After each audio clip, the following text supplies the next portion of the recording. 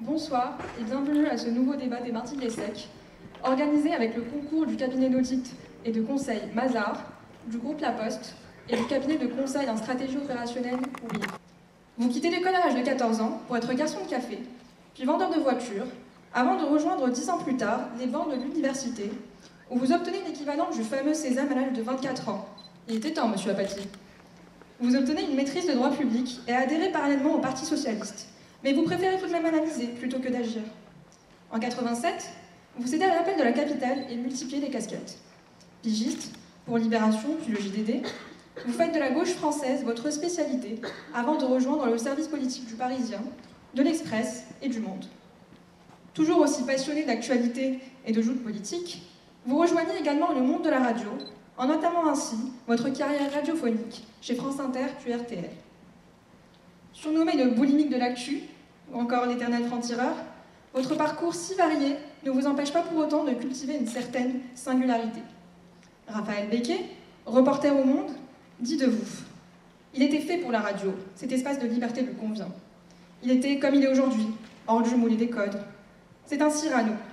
Chez lui, tout est dans le verbe. Le maquillage de la télé, c'est le contraire de Jean-Michel. Maquillé, vous l'étiez pourtant, en chroniqueur amusé dans vos apparitions au Grand Journal, de Canal de 2006 à 2015, entre deux rires et des applaudissements simulés, contrastant avec le journaliste politique tenace et incendiaire que vous incarniez au matinal d'RTL. En novembre 2011, vous recevez le prix Philippe Caloni du meilleur intervieweur politique, entre un Jean-Jacques Bourdin coriace et une si douce Anne-Sophie Lapix. Bref, un cumul de fonctions qui fait de vous un journaliste que l'on adore détester, ou encore critiquer. Qualifié de journaliste criard, vous confirmez l'être plus par passion que par soif de notoriété. Mais s'il y a bien une chose que vous adorez cumuler, ce sont vos apparitions sur les médias. Outre la presse écrite, la radio, la télévision et votre blog où vous publiez quotidiennement divers billets d'humeur et impressions, vous démontrez en 2013, lors de l'affaire Cahuzac, une grande affection pour les tweets. Des preuves, je veux des preuves, avez-vous gazouillé suite à l'annonce faite par Edoui Plenel, directeur de Mediapart, au sujet des comptes cachés en Suisse de Jérôme Cahuzac. Cette affaire vous aura valu au total 80 tweets déchaînés, sans pour autant avouer que vous aviez tout bonnement tort. Laissant à vos nombreux détracteurs, mais avant tout confrères, l'occasion de scander votre tempérament têtu et tenace et votre apparence aversion au mea culpa. Cette croisade vous revient donc en pleine face, mais, comme vous le dites si bien sur le fauteuil de Laurent Ruquier, j'ai fait 2600 interviews. Ce métier, je le vis comme moine soldat, et je serai toute ma vie journaliste politique. Et vous comptez bien continuer à vivre cette passion lorsque vous rejoignez Europe 1 en mai 2015, victime d'un mercato qui réduit bien souvent le journalisme d'aujourd'hui à un piètre jeu des chaises musicales. Qui sait, vous pourrez peut-être enfin satisfaire votre légendaire envie d'entamer une carrière d'éditorialiste, car cette idée, vous en faites quasiment une obsession, presque aussi forte que votre fameuse fixette sur le déficit et la dette, votre sujet de prédilection dont on critique souvent la prétendue objectivité.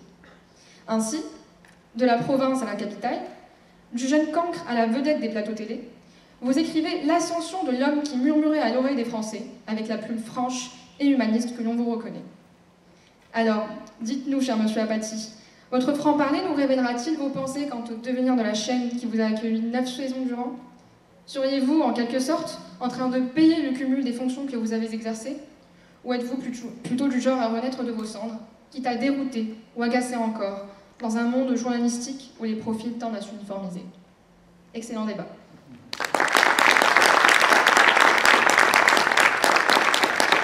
Jean-Michel Apathy, bonsoir. Bonsoir. Et merci d'avoir accepté notre invitation. C'était avec plaisir. Nous aurons largement le temps de revenir sur les sujets de fond qui ont été évoqués par Ikram. Mais, comme le veut la tradition mardi de l'ESSEC, vous disposez d'ores et déjà d'un court droit de réponse au portrait qui vient d'être fait de vous. Oh, je n'ai pas de droit de réponse particulier. C'était un portrait assez juste dans les détails et dans l'ensemble. Si je dois en retenir une chose, c'est que j'espère bien renaître de je ne sais quelle cendre, mais j'espère bien. Voilà. J'ai fait pendant longtemps des interviews et mon projet professionnel depuis très très longtemps, c'est d'être un analyste de la vie politique et pas un intervieweur. Peut-être on aura l'occasion de préciser ces notions qui sont assez différentes et spontanément chacun peut le comprendre, mais dans lesquelles on peut mettre un contenu sur lequel je ne m'étendrai pas. Et donc c'est mon projet des prochaines années, parce que même si le temps passe, il faut toujours conserver des projets et avoir envie de les réaliser. Et en tout cas, bravo pour le portrait.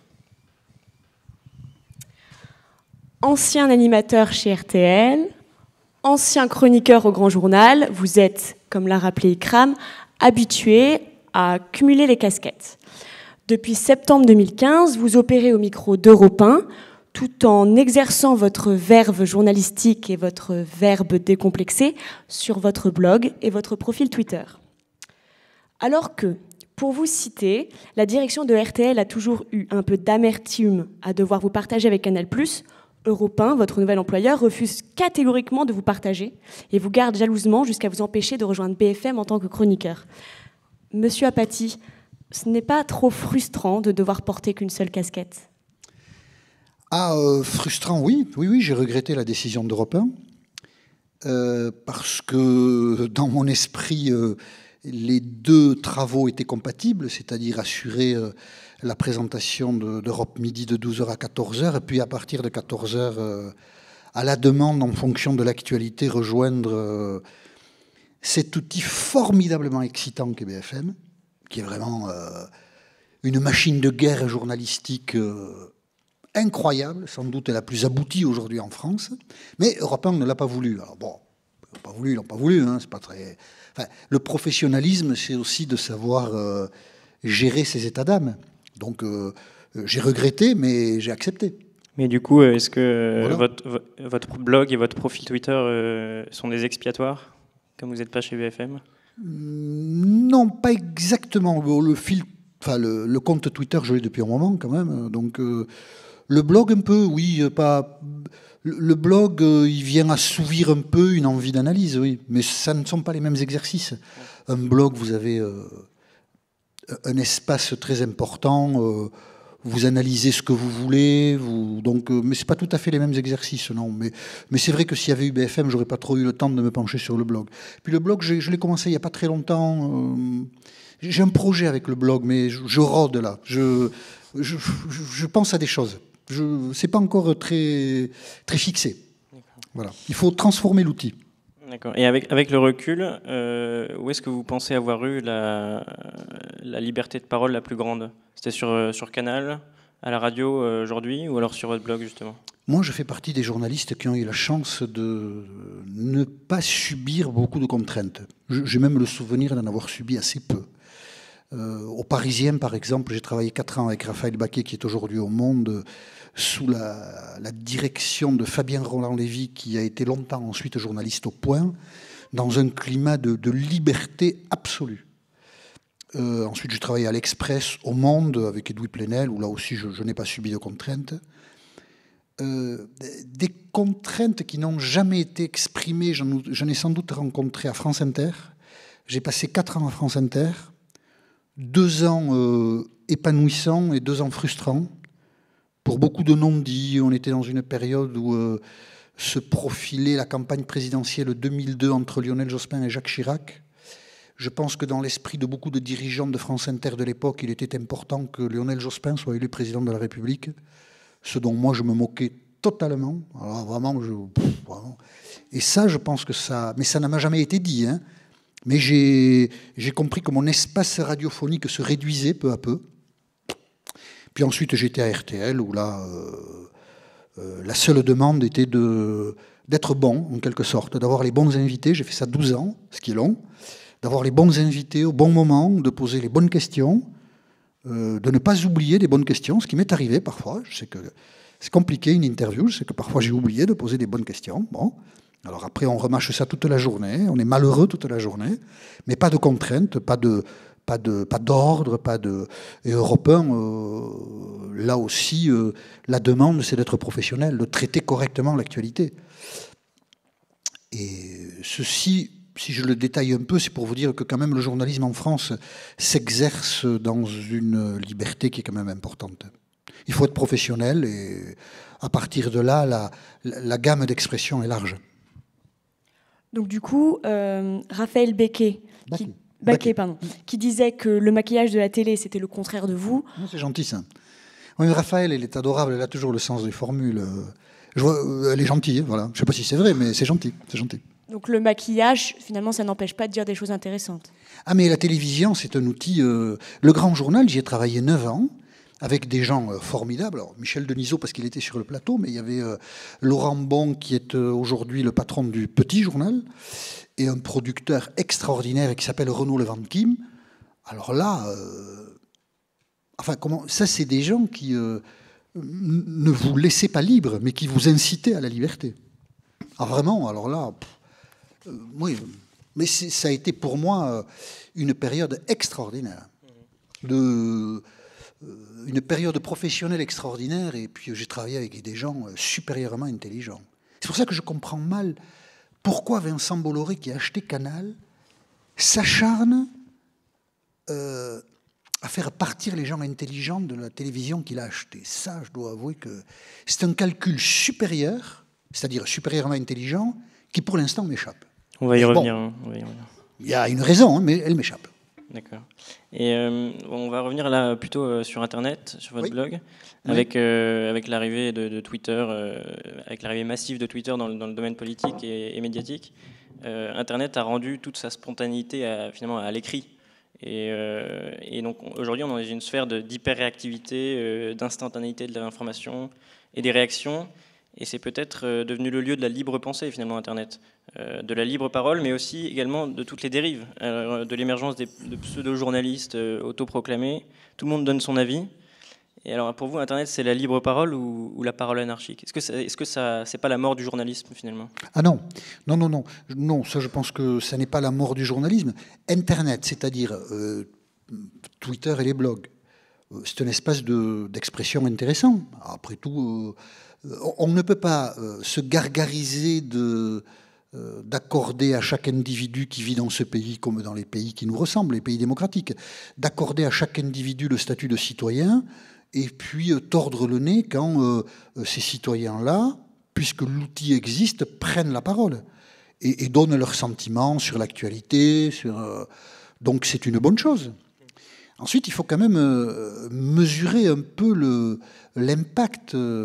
Internet, c'est beaucoup de gens qui prennent la parole, beaucoup, mais avec des audiences très, très faibles. Donc, l'impact est faible. Et si un papier de blog, par exemple, est repéré, c'est parce qu'il a quelque chose de scandaleux, rarement pour son intelligence. Donc, mais ensuite, le journalisme, c'est une prise de parole qui obéit à des règles. Et les gens qui... sont sur Twitter ou qui ne sont pas des journalistes n'observent pas ces règles. Donc ils n'empiètent pas du tout sur le journalisme, en fait. Le commentaire infini, c'est une petite partie du journalisme, le commentaire, mais le journalisme, c'est beaucoup d'autres choses. C'est rapporter des faits, les analyser, avoir une relation juste à ses propres opinions, savoir à quel moment il faut les donner, mais à quel moment il ne faut pas les donner, s'interroger en permanence sur le fait de savoir si votre opinion, au motif que vous êtes journaliste professionnel, va intéresser quelqu'un. Je l'ai dit tout à l'heure, mais moi, je n'ai pas envie d'être éditorialiste dans ma vie politique. J'ai plus envie d'être analyste. Et il y a une différence assez importante, bien sûr.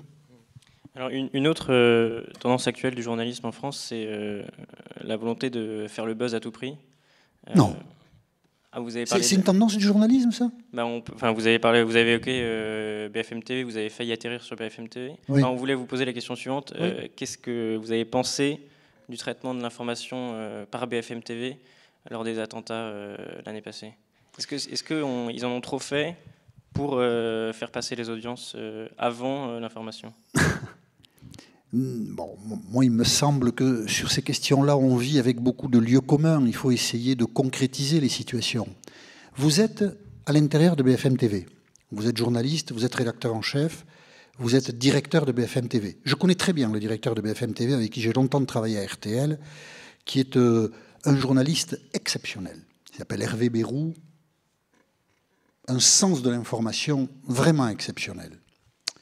Il se produit, il est 11h15, quand on l'apprend, il se produit un fait précis dans la société française. Dans le 11e arrondissement, 2 hommes sont entrés dans l'immeuble où était Charlie Hebdo et sont ressortis en criant « Allah Akbar ». Quand vous apprenez ça, vous comprenez tout de suite qu'il y a là potentiellement une information très importante. Il s'est passé quelque chose d'important. Vous le comprenez tout de suite. Donc vous mettez toutes vos équipes en alerte. À 11h30, vous apprenez qu'il y a des morts. Mais vous ne connaissez pas encore les morts. Mais vous apprenez qu'il y a des morts. Donc là, vous vous dites, voilà, c'est... À midi, vous apprenez que le président de la République se rendra sur place. Donc vous comprenez que l'événement qui s'est produit est hors norme, qu'il va préoccuper la société française pendant des jours et des semaines. Donc vous êtes en édition spéciale. Et vous ne parlez plus que de ça. Tout le reste a disparu. Vous n'allez pas faire dans votre journal de 13 heures 2 sujets ou 3 sujets sur Charlie Hebdo, puis ensuite revenir à la vie normale. Tout est balayé. La difficulté quand vous êtes une chaîne info, ou quand vous prenez l'antenne et que vous faites une antenne spéciale, parce que là, il n'y a pas que les chaînes info qui ont fait des antennes spéciales, c'est que vous n'avez pas beaucoup d'éléments d'information. Et qu'il faut, le mot est assez horrible, mais il est très juste, meubler. Et évidemment, en meublant, vous pouvez arriver à dire des choses approximatives, des erreurs, à vous répéter, ce qui est fatigant. Mais c'est la règle de l'information qui le veut. Quand vous êtes face à des événements, parce que ça s'est passé en mercredi, le jeudi, il y a une jeune femme qui est tuée dans des conditions très suspectes le jeudi matin à l'une des portes de Paris, là dans le Val-de-Marne, je ne sais plus exactement dans quelle ville. Puis ensuite, il y a les 2 frères Kouachi qui sont en cavale, Koulibaly là-dessus qui intervient et qui rentre à l'hypercachère. Enfin, vous êtes dans une séquence énorme. Donc bien sûr que pendant 3-4 jours, il n'y a plus que ça. Plus aucune autre information ne passe. Excusez-moi. Et donc, du coup, la critique, bien sûr, il y a une bêtise qui a été dite. Bien sûr, il y a une erreur qui a été commise, une sur 4 jours de couverture. C'est-à-dire qu'un journaliste a pu dire que des gens se trouvaient dans une chambre froide à l'hypercachère. Donc, il a mis leur vie en danger. Bon, ça, c'était une erreur de jugement, bien sûr. Mais il n'empêche qu'il faut bien comprendre que le fait est tellement fort dans la vie sociale que vous ne pouvez, quand vous êtes BFM TV ou d'autres médias d'ailleurs, que vous ne pouvez que parler de ça, Et donner la parole à un terroriste en l'ayant en conversation téléphonique avec lui et de transmettre sa parole à la télévision, vous ne trouvez pas ça condamnable? Ou en tout cas, qui peut être soumis à débat? Alors, je pense, je n'ai pas un souvenir précis de cet épisode, je sais qu'il a existé, je pense qu'il n'est pas passé en direct, mais il a été enregistré. Oui. Que tous ces propos n'ont pas été mis à l'antenne, mais quelques-uns de ces propos, les plus anodins, que cela a été avec l'accord de la police. Donc il y a quand même des règles qui ont été observées. Ce sont des scènes... comment je pourrais vous dire ça? Ce sont des scènes que vous vivez sans avoir eu la possibilité d'expérience antérieure. Vous n'avez pas de code, vous n'avez pas de grille. On va couvrir, tous les médias vont couvrir l'élection présidentielle 2017. Moi, j'ai dans ma mémoire l'élection présidentielle 2012, l'élection présidentielle 2007, l'élection présidentielle 2002, l'élection présidentielle de 1995. Donc j'ai de la mémoire de l'élection présidentielle. Mais la mémoire des attentats, on l'a jamais. Parce que chaque cas de figure est différent. Chaque cas de figure vous pose des questions nouvelles. Et vous devez trancher ça avec un double souci. Le souci de ne pas mettre la vie d'autres personnes en danger, par exemple. Le souci, donc il y a plusieurs soucis, il n'y en a pas que 2. Le souci de ne pas faire de la propagande à ceux qui réparent, à ceux qui propagent cette erreur. Mais le souci d'informer aussi. Nous sommes dans une société où il faut considérer que chaque personne est une personne adulte qui a la capacité de construire et fabriquer son propre jugement. Et vous devez donner des éléments d'information à ces personnes. Vous ne pouvez pas passer de la musique classique parce qu'il se produit un fait horrible. Il faut informer. Alors, comme c'est une activité humaine, on repérera toujours, sur le moment ou après coup, des fautes, parce qu'il y en aura toujours. Mais ce n'est pas parce qu'on repérera des fautes qu'il faudra condamner l'outil. Parce que l'outil, c'est un peu la marque, l'une des marques, il y en a d'autres, de la vie démocratique. Et informer les citoyens, quand le drame se produit, c'est une nécessité. On ne va pas attendre que le drame soit fini et qu'une vérité officielle s'installe pour la raconter aux citoyens. Ça n'est pas possible. Alors, en la racontant de manière instantanée, on se met en situation de danger, bien sûr. Et c'est ce danger qu'il faut essayer de limiter par le professionnalisme, et en tout cas, il faut l'assumer parce qu'il sert la société. Bon, on l'a bien compris, cette manière de procéder sert la société, permet d'informer les citoyens, même si, bon, de mon point de vue, elle peut être condamnée moralement. En tout cas, elle rapporte. Voilà, on peut vous l'avez compris, mais j'ai compris que vous ne le partagez pas, ce qui est votre droit. Elle fonctionne et rapporte, contrairement par exemple aux méthodes de certains médias plus classiques qui perdent des lecteurs et des auditeurs. Vous pensez à quoi, la presse écrite? Notamment la presse écrite. Mais des bêtises dans la presse écrite, il y en a tous les jours. Vous pensez que la presse écrite est un média parfait? Le fait que la presse écrite soit différée ne met pas des vies en danger immédiatement, comme ça a pu être le cas avec le traitement de l'information par BFM TV. En êtes-vous sûr? Êtes-vous sûr que ici ou là, à un moment, un journal de presse écrite n'a pas dévoilé une information qui a mis des gens en danger? Que la presse écrite n'a pas donné la parole à des salopards? Vous en êtes sûr? Faites une revue de presse, vous verrez. En tout cas, l'occasion est de parler des difficultés économiques qui a pu notamment être confronté Canal+. Revenons sur les difficultés économiques et les événements récents qui ont secoué la chaîne. Donc, septembre 2015, après 9 ans d'antenne, vous quittez la télé, Canal+, et le Grand Journal. Au même moment, Vincent Bolloré prend la tête de Canal+. S'ensuit une série de nouveautés, réduction drastique des pages en clair, suppression avortée des Guignols de l'Info, mais licenciement de ses 4 auteurs historiques, remplacement au Grand Journal d'Antoine Decaune par Maïtena Biraben, et j'en passe. Finalement, monsieur Apathy, heureusement que vous êtes parti, parce que le prochain, ça aurait été vous, en fait. Oui, sans doute, encore que... Vous savez, moi, j'ai fait 9 ans au Grand Journal, je n'aurais jamais imaginé tenir autant de temps quand j'ai intégré cette équipe-là. Et il était acquis bien avant que Vincent Bolloré ne pointe son nez que je quitterais le Canal et le Grand Journal. Donc il n'y a pas de lien entre les choses. Est-ce que Bolloré m'aurait mis dehors si j'avais encore été là? Oui, peut-être, je n'en sais rien. Je connais un peu Vincent Bolloré, que j'ai croisé à 2-3 occasions. C'est un garçon très sympathique. Hein. Je l'ai même vu dans une cérémonie officielle à l'Élysée au mois de novembre. Ça faisait un petit moment que je ne l'avais pas vu. Et donc, je le vois, il me voit, on se salue. Et dans un grand éclat de rire, il me dit vous savez, moi, je suis pour rien dans votre départ. Alors, je lui dis oui, je sais. Oui, je sais que vous n'y êtes pour rien. Et il me dit si vous voulez, vous pouvez revenir. Et je lui ai dit écoutez, quand vous voulez, monsieur Bolloré. Donc voilà. Vous seriez revenu? Pas pour revenir, mais s'il y a une proposition intéressante, oui, bien sûr. Oui. Il ne vous a pas encore rappelé? Et non, il ne m'a pas rappelé. Voilà. Mais je ne suis pas sûr qu'il ait mon numéro de téléphone, d'ailleurs. Hein. Mais je serais revenu, oui. Canal, c'est quand même...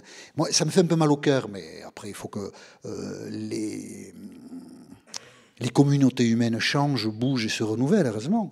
Mais ça me fait quand même un peu mal au cœur. Canal, c'est un concentré d'intelligence et de talent. Canal, c'est une chaîne formidable. Il faut être un peu crétin comme Éric Zemmour pour y voir un repère de bobo. C'est un peu... il y a toute l'intelligence française dans cette chaîne. Avec le temps, les gens qui ont construit Canal ont construit quelque chose d'extraordinairement élégant et de totalement français. Et vraiment, je le répète, il faut vraiment la bêtise d'un idéologue pour dire que Canal+, c'est la mauvaise part de la société française. Donc, ce qui me fait un peu mal au cœur, c'est que cette substance-là se vide. Mais après tout, Vincent Bolloré a acheté Canal, il en fait ce qu'il en veut. On verra par quoi il remplacera tout ça, parce que jusqu'à présent, ça a été un peu brouillon. La rentrée de septembre portera sa marque. On verra bien ce qu'il en fera. Mais j'espère que Canal+, qui a beaucoup apporté à la société française, qui a fait travailler des gens exceptionnels, que Canal continuera à vivre et que ce qu'on appelle l'esprit Canal, sans savoir toujours le définir, continuera à exister dans la société française. Et donc, quel est le sens de cette chasse aux sorcières? Vous parliez de l'esprit Canal. Est-ce que c'est l'esprit Canal qui est visé? Je ne sais pas exactement. Oui, c'est un peu l'esprit Canal, parce que lui-même a pu dire qu'il n'aimait pas l'impertinence de la chaîne. Donc, du coup, il a tué les Guignols, qui en étaient l'emblème. Bon, très bien. S'il veut les tuer, est-ce qu'il refera autre chose? Je ne sais pas.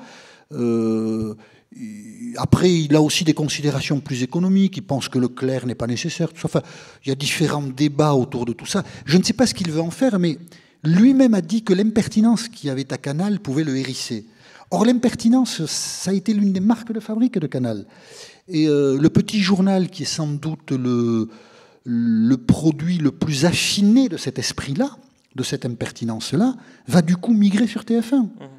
Parce que si vous supprimez quelque chose qui est utile à la société quelque part, cette chose-là que vous avez voulu supprimer, elle renaît ailleurs. Et l'esprit Canal sur TF1, ça fait pas trop mal au cœur de l'imaginer ? Non, pourquoi ? TF1, c'est une grande chaîne qui est capable... Vous savez, on parle là d'entreprises assez extraordinaires. Hein. TF1 est une grande chaîne, c'est la première chaîne d'Europe, c'est pas un hasard, qui a une rédaction qui travaille formidablement bien, qui a des émissions grand public qui, pour certaines, sont formidables. Je pense à cette chanson The Voice, cette émission, pardon, The Voice, qui est remarquablement bien faite. Il y a des reportages sur TF1 dans 7 à 8 qui sont de grande qualité. La palette est large dans une entreprise comme ça. Donc que Yann Barthès trouve sa place à côté de Jean-Pierre Pernaut, je n'ai aucun doute que ça se fasse très bien. Et regardez le petit journal ces jours-ci, il se moque très régulièrement de Jean-Pierre Pernaut, et tous les deux vont cohabiter dans TF1. C'est ça la marque des grandes entreprises. Si vous faites quelque chose de monocolore, mais c'est épuisant. Et puis, vous avez des audiences extrêmement réduites. Si vous faites quelque chose de monocolore, je ne devrais pas le faire, je vais céder à la blague, mais je ne devrais pas. Si vous faites quelque chose de monocolore, vous faites Mediapart. Et vous avez 80 000 abonnés. Ce qui est un succès à l'échelle d'Internet. Mais enfin, bon, 80 000 abonnés dans une société de 66 millions de personnes, c'est quand même pas le média le plus retentissant que vous puissiez imaginer. J'aurais pas dû la faire, je suis désolé. Pour revenir sur l'action de Vincent Bolloré, vous dites souvent à propos de ça, tuer l'esprit et garder le cash. Oui, c'est une formule que j'ai eue un jour où j'étais un peu énervé. Oui. C'est venu, vous savez, quand vous écrivez, il y a des trucs qui vous viennent, vous ne savez même pas que vous les pensez. Alors, si on était sage, on les effacerait, mais je l'ai laissé celle-là. Oui. Trop tard. Mais et pourtant, à Canal, il n'y a plus tellement de cash. Là. La proportion d'abonnés qui résilient leur contrat frôle les 15%, ce qui est du jamais vu. Les chaînes cryptées ont perdu en global plus de 260 millions d'euros en 2015. Et même Michel Denisot, récemment chez Morandini, disait le modèle de Canal est à revoir. Enfin, le modèle économique de Canal est à revoir. Oui, alors il y a un potentiel de cash qui reste important à Canal, c'est le sport. C'est la diffusion du sport. Ils ont quand même mis beaucoup d'argent là pour garder le rugby. Ils vont racheter beIN. Comment ? Ils vont racheter beIN Sport. Je sais pas, j'ai vu que l'autorité de la concurrence leur causait beaucoup de soucis. Bolloré a dit assez explicitement, c'est un moyen de pression, que si on ne le laissait pas faire ce deal, Canal+ mourrait.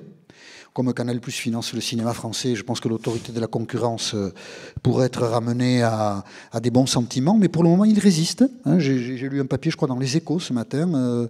Beaucoup de demandes assez contraignantes sont faites par l'autorité à Canal pour que beIN soit notamment accessible à chacun. Enfin bref, c'est pas facile, mais ce que j'ai appelé le cash, c'est la diffusion des compétitions sportives qui reste quand même l'atout majeur de Canal.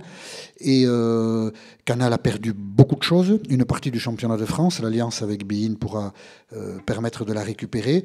Le championnat d'Angleterre, là c'est SFR qui l'a pris. Donc le top 14, Canal a mis 90 millions par an pour le diffuser. C'est ça qui génère beaucoup de recettes, qui génère en principe des envies d'abonnement. Voilà. Là où Canal est plus contesté, mais voilà, c'est la diffusion du cinéma.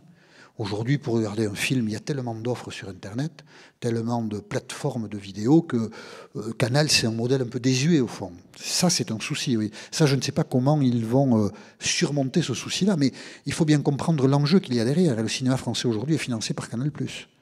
Donc, si Canal+ perd beaucoup d'abonnés, c'est un problème qui a des prolongements très importants et un retentissement culturel très important.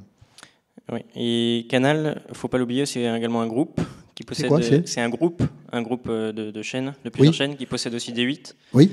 Et on voulait vous poser la question suivante. Pour vous, Cyril Hanouna, c'est quoi ? C'est le petit Mozart du PAF ou pour reprendre ce que disait Jack Lang récemment, quand il est venu la semaine dernière au Mardi de l'ESSEC, c'est le symbole de la crétinisation de la télévision. Oh oui. Oh. Et de manière plus large, on voulait avoir votre regard sur la télévision un peu aujourd'hui. Est-ce que c'est... Hanouna, il est de la trempe des animateurs extrêmement doués. il pourrait faire partie de cet esprit Canal, pour vous? Un peu potache, un peu Coné Garcia. Oui, bien sûr. Ouais. Oui, il aurait pu, oui, bien sûr, bien sûr. Après, aujourd'hui, il est dans un rôle peut-être un peu différent, mais il aurait pu, oui, faire partie de l'esprit Canal. Non, mais Cyril Hanouna, c'est un type très doué. Donc après, puis la télévision, c'est une diversité de choses. La télévision, c'est formidable. Il y a Arte et puis il y a la télé-réalité. Il faut regarder les Marseillais, je ne sais plus où ils sont, à New York. Il faut les regarder, c'est quand même assez fascinant aussi. Moi, j'ai pu regarder pour des raisons que je ne développerai pas. Ça s'appelait comment les princes et je ne sais pas quoi. Là, enfin, un truc. Prince de l'amour. Ouais, genre, hein. Genre, parce que je connais la productrice, c'est assez marrant. Mais, vous savez, tout est intéressant. Parce que ce sont de jeunes Français qui font ça. C'est le miroir de notre société, pour voir? Non, pas de la société, d'une petite partie de la société, d'un bout de la société, d'un moment de la société. Mais tout fait corps, tout fait ventre. Il n'y a pas que le pur intellectualisme qui nous nourrit.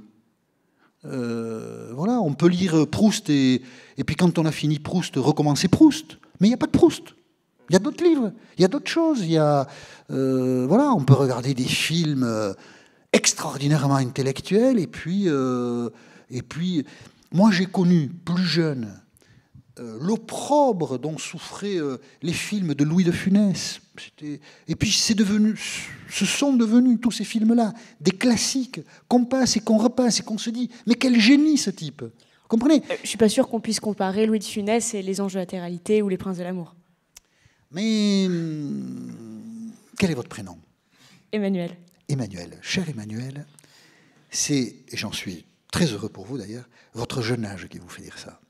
Parce que Louis de Funès, dans les années 70, c'était de la daube intégrale. Et si vous disiez « je me suis marré devant le gendarme de Saint-Tropez », vous passiez pour le dernier des cons. Voilà. Et aujourd'hui, vous regardez le gendarme de Saint-Tropez et vous dites « quel génie ce de Funès ». Voilà. Mais du coup, les personnes qui participent à ces programmes, il faut les considérer comme des comédiens? Quel programme? La télé-réalité? Oui. Non, on ne va pas faire une fixette sur la télé-réalité. Je voulais vous dire, moi, ce que je n'aime pas, parce que je ne défends pas, je ne l'accable pas non plus, la télé-réalité. La vie, c'est une diversité, et la télévision montre très bien cette diversité. Elle montre de tout. Vous zappez un soir, mais vous trouvez quelque chose qui vous intéresse, quelque chose qui vous accroche, quelque chose qui vous fait réfléchir. Et je crois même, je ne vais pas pousser le paradoxe jusque-là, mais je le pense un peu, que vous regardez pendant 1 heure les Marseillais, je ne sais pas où, et vous trouvez matière à réflexion. Ne serait-ce que devant l'insondable bêtise dont peut être parfois capable l'être humain. Quelquefois, vous ne savez même pas que ça peut exister à ce niveau-là. Voilà. Et dites-vous toujours que chaque personne que vous voyez, c'est un citoyen. C'est quelqu'un qui a un droit, le sien, à la participation à la vie publique. Et son jugement vaut votre jugement. C'est ça la notion d'égalité, de citoyenneté, de démocratie. Le mépris doit avoir peu de place dans la société, et donc dans l'expression publique. Peu de place. Quelquefois, certains méritent le mépris. Mais je ne sais plus quel est l'écrivain qui avait dit ça, mais il faut être économe de son mépris. Très économe. Il faut le réserver. Moi, j'ai 2 ou 3 têtes de Turcs, mais ce n'est pas du mépris d'ailleurs pour eux. Mais il faut le réserver on y arrive. Pour les grandes occasions. Mais ce n'est pas du mépris, non, c'est pas du mépris. Revenons-en à Canal+, à proprement parler. Oui, alors, en fait, quand même, je vais vous dire, parce que vous êtes bien gentil avec Canal+, mais bon, moi, j'ai jamais été salarié de Canal+. Hein. Oui. J'ai travaillé à Canal+, enfin, voilà. Il se trouve que personne ne veut commenter l'arrivée de Bolloré. Les gens qui sont à l'intérieur ont trop d'intérêt, et les anciens, pour les raisons qui leur appartiennent, ne prennent pas la parole. Je suis l'un des seuls à parler de Bolloré, j'ai fait des posts de blog là-dessus, mais bon, en même temps, je n'ai aucune légitimité pour le faire. Hein. Et puis, aucune légitimité et un intérêt faible. Je regarde ça d'assez loin, hein, c'est pas... Alors finalement, chez Canal+, ce qu'on retient, et ce qu'on aime ou pas d'ailleurs, mais c'est cet esprit contestataire, cet esprit impertinent. Et justement, on arrive au point que vous abordiez tout à l'heure, c'est Charlie Hebdo. Vous blâmiez en 2012 Charlie Hebdo, après que leurs locaux ont été incendiés, suite à la publication des caricatures de Mahomet. Vous affirmez alors sur votre blog vidéo qu'ils ont joué avec le feu et qu'ils doivent accepter les conséquences de leurs actes. Vous disiez, je vous cite, « Ils sont libres de publier, mais ils ont fait une bêtise ». Et alors, est-ce que c'est pas contradictoire de soutenir l'esprit subversif de Canal et de blâmer Charlie Hebdo en affirmant qu'ils ont joué avec le feu? Alors évidemment, après ce qui s'est passé en janvier 2015, c'est des propos qui sont difficiles à assumer, mais je vais quand même essayer de le faire. Je pense qu'à un moment, Charlie Hebdo a été solidaire de dessinateurs danois et a publié des caricatures de Mahomet. Là, c'était un geste qui se comprenait, qui avait une légitimité. Ensuite, la multiplication des caricatures apparue parfois au sein même de l'équipe de Charlie Hebdo. On l'a su après. On l'a su après, notamment, je vous renvoie à un papier de Delphine de Thon, qui publie dans Le Nouvel Observateur, et qui fait état, après janvier 2015, je ne sais pas exactement à quel moment Delphine de Thon a publié ce papier, mais il connaissait toute l'équipe de Charlie Hebdo, et il fait état, c'est le seul papier qu'il va faire, et il a tenu parole qu'après il n'en parlerait jamais plus, il fait état de divergences très fortes au sein de l'équipe de Charlie Hebdo, donc il cite les gens qui étaient hostiles à la multiplication des candidatures de Mahomet, et des gens qui étaient très favorables à les multiplier.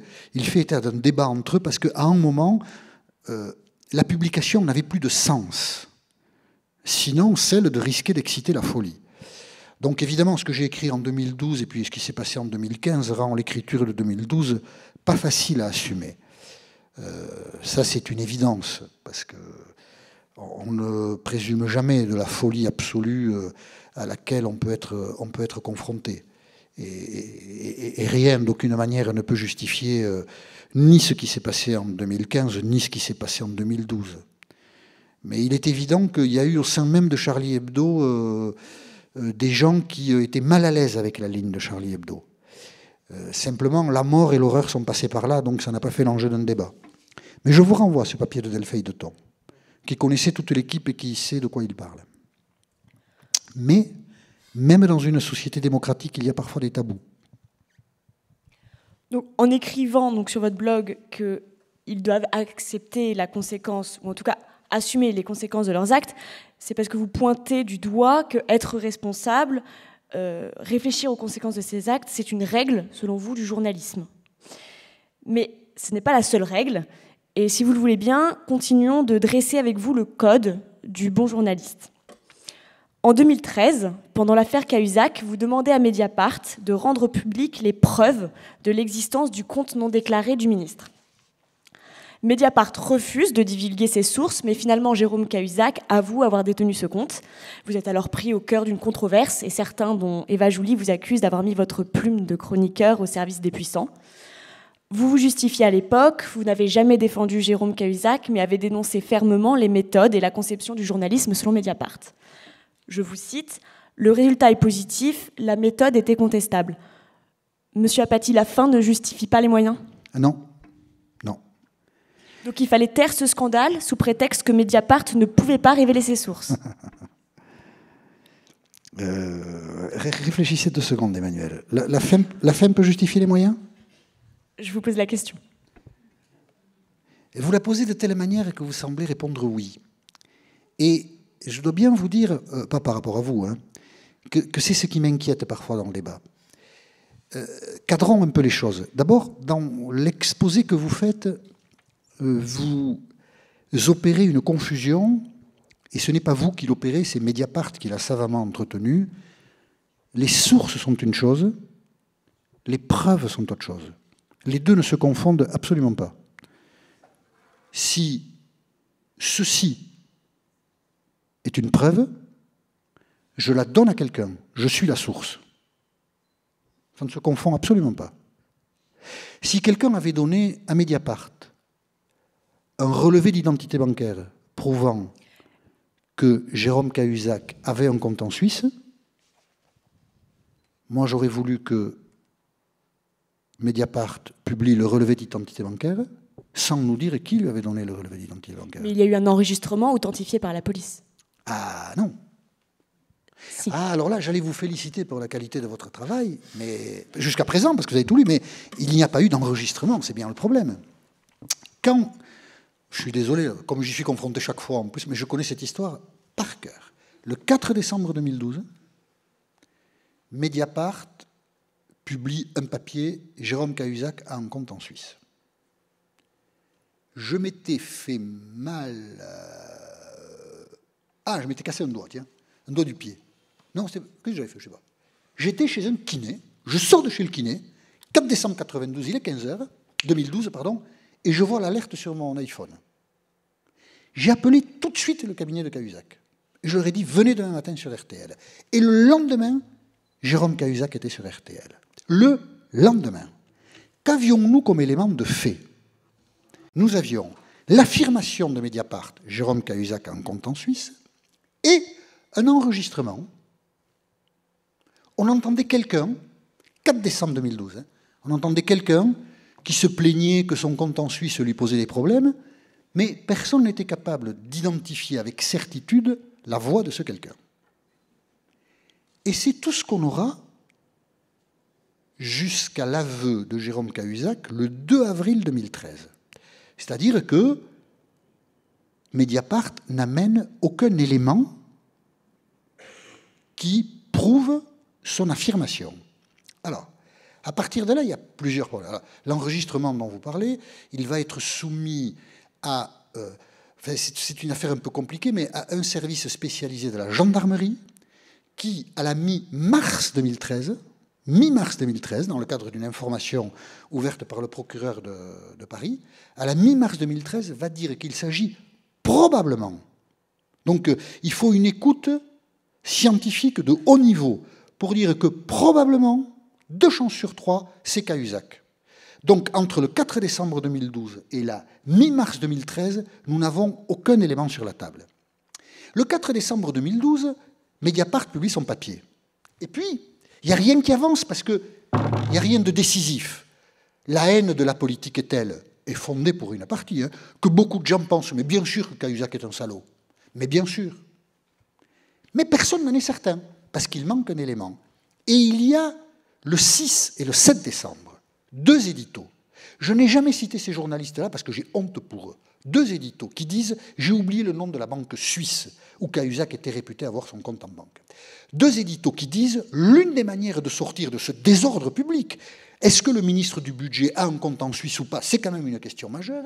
L'une des solutions, c'est que Cahuzac obtienne de la banque suisse un document certifiant qu'il n'a pas de compte chez eux. » C'est-à-dire que l'on en arrivait par haine de la politique, donc je peux comprendre le cheminement de la haine, on en arrivait à dire « Monsieur, vous êtes accusé, prouvez votre innocence ».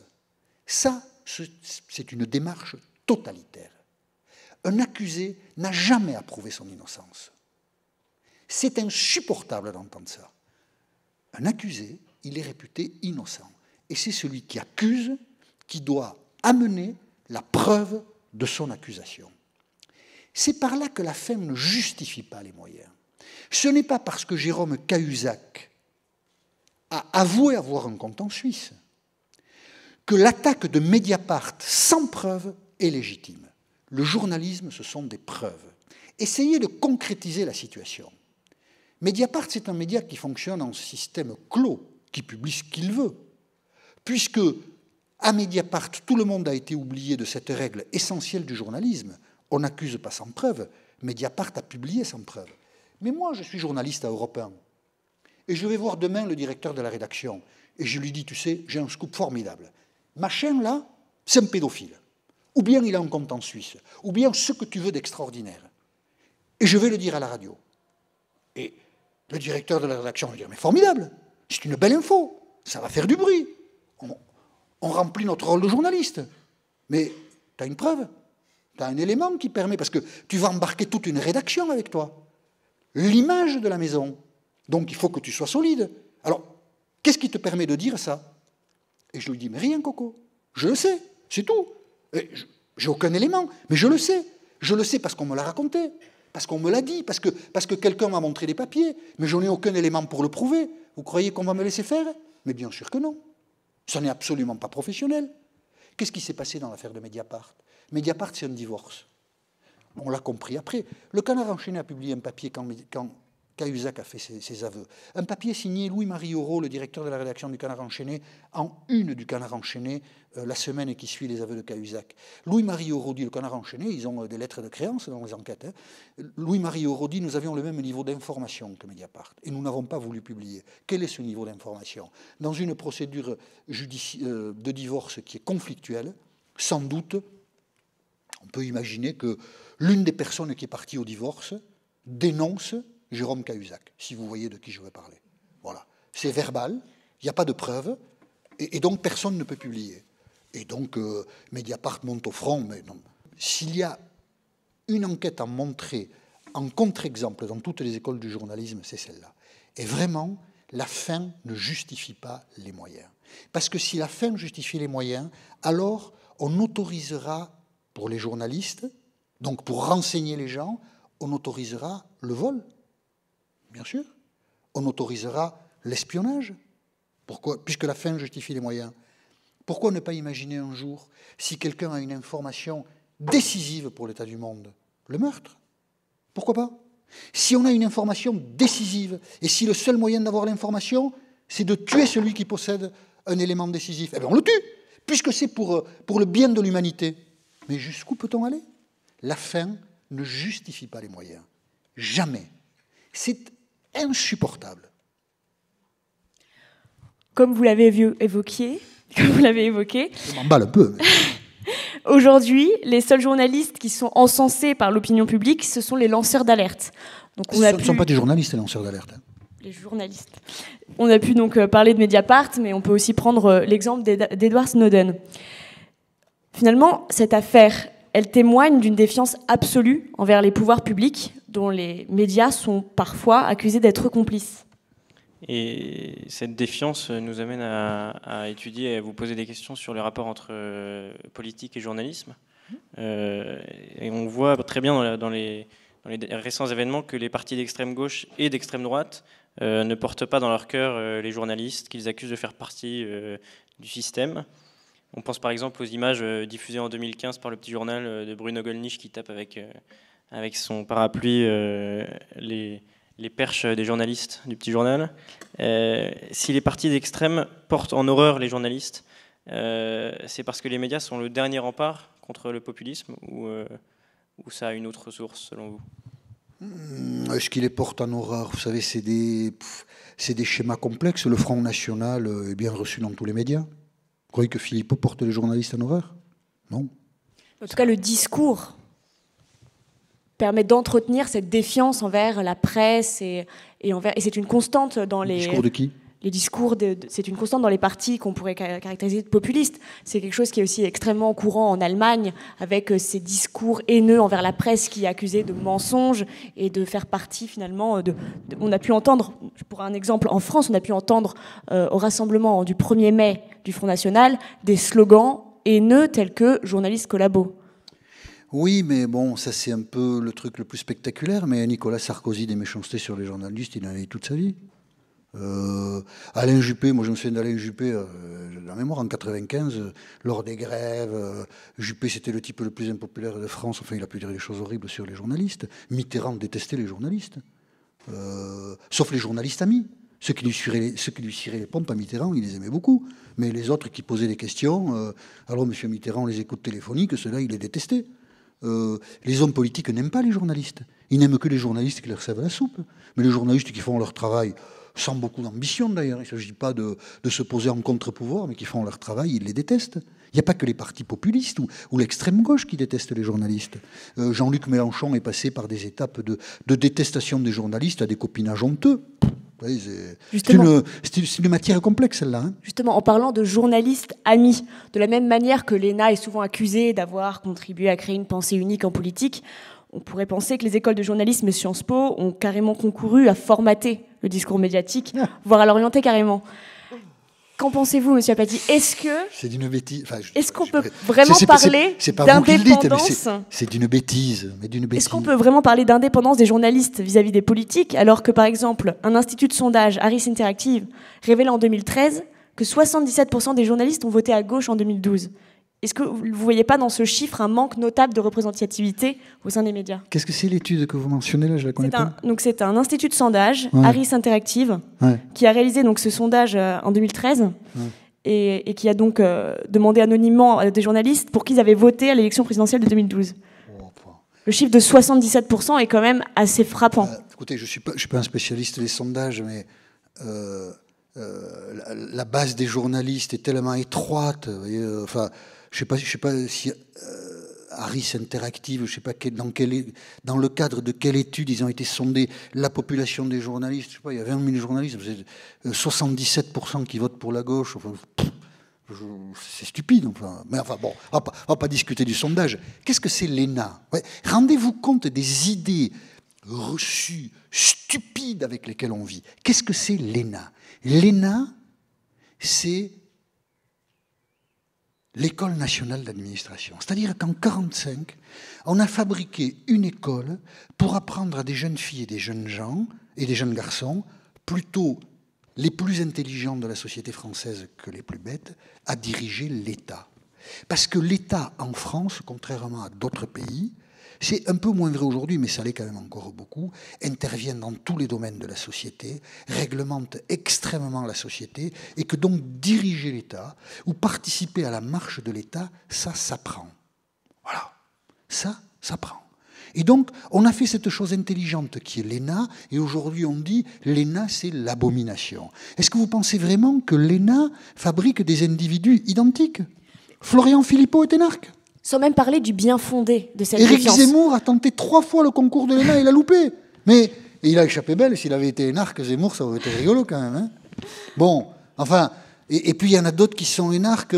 Quel point commun entre j'essaie de citer des gens que vous connaissez, mais entre deux énarques, entre François Hollande et Jean-Pierre Chevènement. Quel point commun? Le caractère des gens est plus fort que l'école dans laquelle ils passent. Regardez, l'ESSEC, vous formez des gens depuis quelle année? Vous pensez que vous ressemblez tous? Mais moi, je n'ai pas vu beaucoup de gens de l'ESSEC, là, je ne connais pas beaucoup. J'en ai vu 5 ou 6 dans la salle, là. Je vois la différence des caractères. Je vois bien que vous ne ressemblez pas à beaucoup de membres de l'autre ESSEC. Il y a trop de vie en vous, trop de choses. Je suis sûr qu'il y en a des beaucoup plus endormis que vous. La personnalité est plus forte que l'école. Et quand on dit l'ENA, mais on cherche des boucs émissaires, on dit des bêtises, des choses qui nous égarent sur des chemins qui ne nous servent à rien. Mais sans parler du bien fondé, finalement, Il n'y a pas de cette pensée méfiance. unique dans la société. Sans parler du bien fondé de cette méfiance, c'est quand même une réalité. Et c'est une réalité qui est dangereuse. De quelle réalité vous parlez? La réalité de cette méfiance envers les journalistes. Il y a quand même... Ah, la méfiance. Pour un sondage peut-être qui vous plaira plus. Encore Le TNS Sofres, en 2015, donc, qui publie son étude pour la Croix, dit que seuls 27% des Français déclarent croire en l'indépendance des journalistes vis-à-vis des partis politiques. C'est un fait, et c'est un fait dangereux. C'est pas un fait, comment faire pour redonner aux Français une certaine confiance dans les médias? Parce qu'on voit bien que 27%, c'est assez peu quand même. Mais, ah oui, c'est assez peu. Oui, c'est assez peu. Mais là aussi... Les gens disent, quand on les interroge, on n'aime pas les journalistes. Très bien, ils le disent. Mais chaque jour, 20h, il y a 10 millions de personnes, tous les jours. C'est aussi fort qu'un sondage, ça. Mais ce même sondage dit que 70% des Français sont très intéressés par le journalisme et par les informations. Oui, il y a une contradiction. Quand même. Il y a une contradiction. Tous les jours, il y a 10 millions de personnes sur une population de 60 millions, 40 millions d'adultes, 10 millions de personnes, qui regardent un journal télévisé. Et ils le regardent en ayant le sentiment d'apprendre des choses. On nous ment, ou bien on ne nous dit pas la vérité. Les journalistes sont trop près des responsables politiques. Il faut bien comprendre qu'on parle d'un système médiatique éclaté, pas du tout unifié. Il n'existe pas de haut commandement des médias. Chaque média dit ce qu'il a envie de dire. Si un média veut taire quelque chose, une réalité de la société française, mais son voisin la racontera. Bolloré, pour parler de lui, il a voulu censurer un documentaire sur le Crédit Mutuel. France 3 l'a diffusé. Et en voulant le censurer, il a donné à ce documentaire une audience qu'il n'aurait pas trouvée. Il y a toujours dans un système démocratique un média qui accomplira ce que notre média n'a pas voulu faire. C'est bien pourquoi, aujourd'hui, aucun média ne tait une information qu'il possède. Il la diffuse parce qu'il sait que s'il ne la diffuse pas, son concurrent la diffusera. Donc, les gens disent on n'a pas confiance dans les médias. Très bien. Mais si on prend un peu de recul, la totalité des médias raconte la totalité de ce qui se passe dans la société française. Et rien n'est caché. Mais rien du tout. Okay. Donc, la notion de « j'ai pas confiance dans les médias » est une notion qui repose sur du vent, sur des idées reçues. C'est comme l'ENA, c'est comme les Arabes, c'est comme toutes les pensées globalisantes qui nous servent à expulser les sentiments, mais qui ne traduisent aucune réalité. Et donc c'est inutile. Il y a des gens qui font commerce de l'inutile. J'en connais, je les ai cités. Qui gagnent de l'argent avec le commerce de l'inutile. Le suicide français, c'est l'exemple même du commerce de l'inutile. Mais bon, voilà, ça ne sert à rien. Rien du tout. Merci. Alors, pour sortir un peu des pensées globalisantes et pour évoquer un peu l'actualité de la scène politique française de façon un peu plus légère, avant de rentrer plus en détail dans quelques autres sujets de fond, je vous propose désormais de passer au jeu traditionnel des mardis, le petit jeu des mardis. Ah bon? Oui, je ne sais pas si je vais jouer, mais allons-y. Bah, oui, quand même. Donc pour commencer, je suis obligé? Non? Ouais, vous êtes obligé. J'ai signé, je dois jouer? D'accord. La règle du jeu, donc, Monsieur Apathy, c'est de répondre sans concession. Première question. Selon vous, qui est le plus à gauche? Alain Juppé, Emmanuel Macron ou Manuel Valls? Ah, c'est une question finade, hein. Donc vous voulez que je réponde à Alain Juppé, et je vais répondre à Alain Juppé. Non, mais parce que la gauche sur... je pense à Valls, Macron... Enfin, d'abord, moi je crois, hein, gauche-droite, c'est très épuisé par l'histoire tout ça. Hein. La société française, elle a des problèmes. Moi, je rêverais d'une campagne présidentielle qui commencerait par un examen de conscience collectif et qui déterminerait, avant que la campagne ne commence, qui essaierait de trouver... d'établir un consensus sur les problèmes de la société française. On verrait à ce moment-là que droite et gauche, ça n'a plus grand sens parce que les problèmes que nous avons à régler, il faut les régler de manière pragmatique et ce n'est pas avec le catéchisme du 19e siècle qu'on y arrivera. Manuel Valls, pour parler de lui, il a une image autoritaire parce qu'on pense que la gauche n'a rien à voir avec l'autorité, ce qui est faux, Clémenceau par exemple. Et Alain Juppé, on pense qu'il est à gauche alors que son programme économique n'est pas ce que la gauche a professé. Donc toutes les frontières sont très brouillées, mais pour vous faire plaisir, je vais dire Alain Juppé. Ok, merci. Question suivante. Qui représente pour vous le mieux l'esprit canal? Michel Denisot, Antoine Decaune ou Maïtena Biraben? Entre Denisot et Decaune, le match est difficile, mais je dirais Denisot. C'est facile, ça. Question suivante. Qui est le plus langue de bois parmi les gens que vous avez interviewés? Alain Juppé, Marine Le Pen ou Najat Vallaud-Belkacem? Oui, là aussi, vous voulez que je réponde à Najat Vallaud-Belkacem et je vais répondre Najat Vallaud-Belkacem. Mais là, pour le coup, c'est indiscutable. Hein. Question suivante. Alors, on sait que vous venez du Sud-Ouest, donc quelle est la meilleure spécialité du Sud-Ouest? Le cassoulet, un peu de gauche, c'est-à-dire convivial mais plutôt lourd. Le pruneau d'Agen, alors ça ce serait le centriste, ça peut être utile, mais quand on a besoin, c'est que ça va pas fort. Ou alors le foie gras, un peu de droite, comme ça donne envie, mais c'est pas toujours accessible. Ah, le foie gras, oui. Le cassoulet. Ah, vous êtes de droite alors? Le cassoulet, c'est plutôt Toulouse. Moi, je suis plutôt du Pays Basque. Les Landes, non, c'est le foie gras. Et c'est quoi votre définition du foie gras, allez-y là? Le foie gras, c'est un peu de droite, parce que comme ça donne envie, mais c'est pas toujours accessible. C'est pas toujours accessible, d'accord. Non, le foie gras, c'est bien. Et alors, question suivante. Ouais. Qui est le meilleur intervieweur pour vous? David Pujadas, Jean-Michel Apathy ou Jean-Jacques Bourdin? Vous nous confiez tout à l'heure que, selon vous, Jean-Jacques Bourdin était un peu fatigué en ce moment. Oui, enfin, c'est-à-dire Jean-Jacques Bourdin, il fait ça depuis 2001, je crois, hein, RMC, donc... les audiences d'RMC comme celle d'Europe étant pas formidables, les gens avancent comme élément d'explication, effectivement. Le meilleur intervieweur, le plus original, c'est Bourdin, oui. Meilleur, je sais pas, mais le plus original, c'est lui. Il a une patte, oui. Dernière question. La plupart des politiques cherchent à gommer leur accent, mais d'autres suivent votre exemple et revendiquent leur origine et leur particularité. L'accent révèle l'origine provinciale, étrangère ou même sociale. Alors selon vous, quel accent est le plus charmant ? L'accent chantant du sud de Charles Pasqua, qui se veut proche du peuple, l'accent norvégien, aux teintes germaniques et autoritaires d'Eva Joly, ou alors l'accent précieux, ou autrement dit la patate chaude d'Arnaud Montebourg. Le plus charmant, celui d'Eva Joly, oui. Le plus charmant, voilà. Si je réponds à votre question, je n'hésite pas une seconde.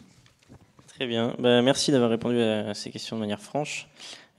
Pour continuer plus sérieusement ce commentaire de l'actualité, nous voulions avoir votre avis sur 2 sujets très précis. Tout d'abord, M. Apathy, parlons de la primaire à droite. Vous avez écrit récemment dans un tweet, je vous cite, « Il s'en donne du mal, Jean-François Copé, pour faire 2% ou 3% des voix ». Et alors, on a l'impression que certains candidats ne se présentent que par souci de publicité, sans le moindre esprit de victoire. Et donc 12 candidats à la primaire de la droite et du centre, sans compter les candidats non déclarés comme Sarkozy a priori. Est-ce que c'est pas trop ? Oui, c'est trop. Après, la primaire, comme l'élection présidentielle, se fait selon des règles. Il faut réunir des parrainages pour être candidat. Ce sont des règles contraignantes qui fait qu'il n'y aura pas, il faut le souhaiter pour la clarté de la compétition, autant de candidats que de gens qui désirent l'être. Il faut bien comprendre que, je n'ai pas révisé mes fiches, mais je pense que l'une des élections où il y a eu le plus de candidats, c'est l'élection, je ne parle pas de la primaire là, mais je vais y revenir après, c'est l'élection présidentielle de 2002. Il est de bon ton dans le débat public de dire qu'il n'y a pas de petits et de grands candidats, que beaucoup de gens doivent pouvoir se présenter, que c'est scandaleux, c'est le système, c'est la pensée unique qui choisit 2-3 candidats. Il faut bien comprendre ce que veut dire dans des élections de cette importance, primaire ou élection présidentielle, un nombre élevé de candidats. 16 candidats, je pense en 2002, c'est un débat cacophonique, impossible à organiser. Trop de candidats font que la qualité de ce qui est dit est terriblement perturbée. 16 candidats, ça veut dire qu'il y a des candidats objectivement inutiles. En 2002, il y a des candidats inutiles en démocratie. Bien sûr. En 2002, je vais vous en donner 2 exemples très simples. Le courant trotskiste en France, qui est un petit courant, hein, le courant trotskiste en France, est incapable, s'ils pensent que le trotskisme c'est important, ils sont incapables de s'entendre entre eux, donc ils vont présenter 3 candidats qui auront le parrainage de 500 élus, et donc la France est la seule démocratie occidentale, vraiment, à avoir 3 candidats trotskistes. On parlait tout à l'heure de personnalité. On vote pour un parti ou on vote pour une personne ? Non, mais si jamais il y a 3 personnes qui se réclament du trotskisme, elles peuvent s'entendre pour qu'il n'y en ait qu'une à l'élection présidentielle. Elles feront plus de voix. Après tout, il y a bien 100 000 personnes qui se disent socialistes, 200 000 qui se disent de droite, et ils s'entendent pour ne présenter qu'une personne. Les trotskistes présentent 3 personnes. Et du coup, comme ils ont leur parrainage, on fait reporter aux médias l'obligation de donner un temps de parole équivalent à chacun des 3 trotskistes. C'était un sujet qu'on voulait aborder avec vous également. C'est quand même une dinguerie. Le Front National se divise en 2002, un peu avant, entre Jean-Marie Le Pen et Bruno Maigret. Eh bien, tous les 2 seront candidats.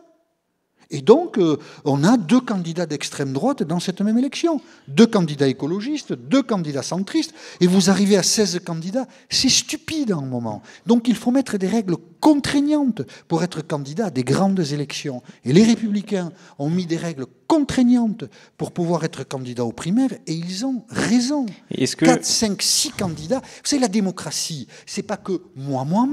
La démocratie, c'est aussi trouver des alliances avec des gens. Et plutôt que moi, être candidat, je serai plus fort et plus utile à la collectivité si je m'allie avec quelqu'un d'autre pour que ce quelqu'un d'autre soit candidat. Et j'essaierai d'influencer sur des points qui me paraissent importants son discours, mais c'est lui qui sera candidat et pas moi. Et ce trop-plein de candidats chez les Républicains... Non, mais ça va se réguler, il y en aura 5-6 à la fin. Est-ce que ça sera néanmoins garant de la légitimité du gagnant ? Parce que le but, c'est de trouver un leader légitime à un parti qui n'a pas de leader naturel. Pourquoi est-ce qu'un parti organise des primaires ? C'est parce qu'il n'y a pas de leader naturel. Donc, s'il n'y en a que 5-6 au départ, si les gens trouvent qu'il n'y a pas de candidat légitime, ils n'iront pas voter. Et ce qui fait la légitimité de la primaire, c'est le nombre des votants. S'il y a 1 million de personnes qui vont voter, sur un électorat de droite qui doit faire entre 18 et 20 millions, eh ben ça vaudra, s'il n'y a qu'un million de personnes, ça veut dire que le candidat, il part avec une légitimité très faible. Et que reste ouverte la possibilité à ce moment-là pour quelqu'un d'autre de ce parti de se présenter en dehors de la primaire. S'il y a 3 ou 4 millions de personnes, ça légitime la primaire. Et 3 ou 4 millions de personnes qui vont voter à la primaire, ça fait du candidat de la droite un candidat représentatif de la droite et qui peut espérer conquérir les suffrages d'une grande partie de la droite lors de la véritable élection. Les primaires, c'est une mécanique subtile et très démocratique.